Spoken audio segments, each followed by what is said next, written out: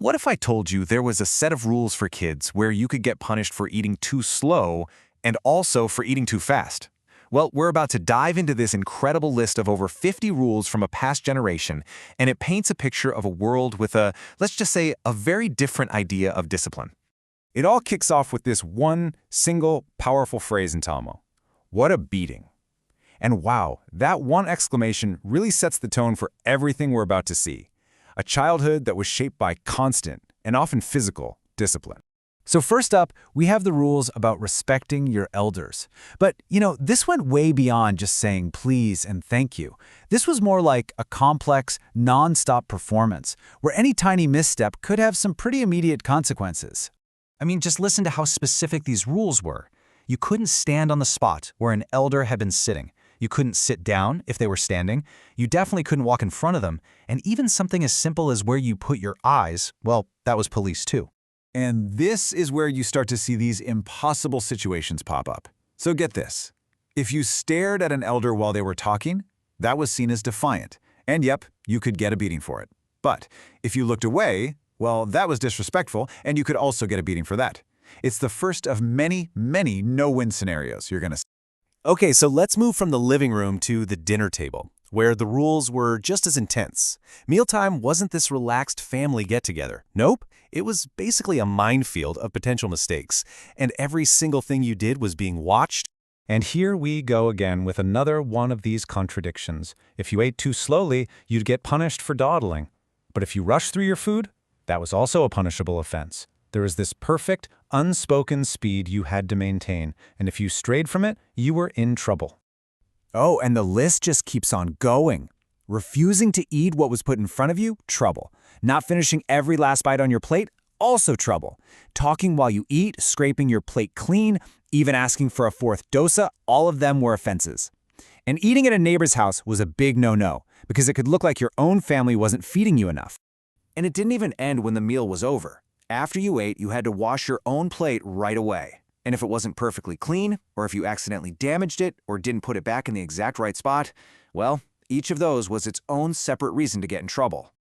It's almost hard to wrap your head around the sheer number of these. The list this comes from has over 50 different reasons a kid could be punished. 50! This wasn't about just learning a few big rules. It was like trying to navigate a maze of invisible tripwires every single day. Okay, this next part, for me, is probably the most baffling piece of this whole puzzle, the contradictions. We're talking about those true no-win situations where a kid would get punished for doing something and then punished again for doing the exact opposite. This might be the ultimate catch-22. So after you got punished, if you cried for too long, that was seen as being defiant, which could lead to another punishment. But, and here's the crazy part, if you didn't cry enough, that was also defiance, because it meant the first punishment didn't make enough of an impact. It's just a complete paradox. And it wasn't just about how you reacted to punishment. It was about how you existed as a person. If you were always outside playing with friends, you'd get in trouble for roaming around.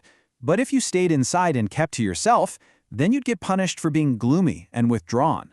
There was no correct way to just be. Even a classic childhood fight was a trap. If you fought an older kid and you lost, you got a beating for being weak. But if you fought a younger kid and you won, you got a beating for being a bully. The real message was just, don't fight. But of course, we all know that's not how being a kid works. And then, after all that, the author adds this final kind of chilling detail. Sometimes you'd get a beating for no real reason. It wasn't about something you did. It could just be because one of the adults was in a bad mood. So after hearing this relentless, overwhelming list of rules and contradictions, you have to be asking yourself the same question I was. What was the point of all this? I mean, was it just cruelty, or was there actually some kind of method to all this madness? Seriously, what could the goal be here? Was it to create perfectly silent, obedient children? Was it just about enforcing total authority?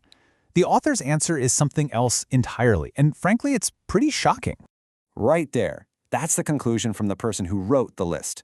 Not that it was a terrible experience, but that it was formative.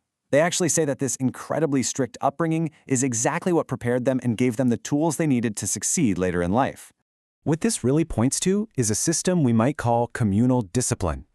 Back then, with large joint families, it wasn't just mom and dad enforcing the rules. It was uncles, aunts, grandparents, the whole network. And in that context, The beatings weren't seen just as punishment, but more like tempering steel, a way to forge a tough, resilient character that was ready for a very tough world. And all of this leaves us with one last big question to think about. This document shows us a world where discipline was a very clear, if very harsh, set of external rules. But today, our whole conversation around parenting is completely different. It really makes you wonder, if that's what discipline meant then, what does it even mean now?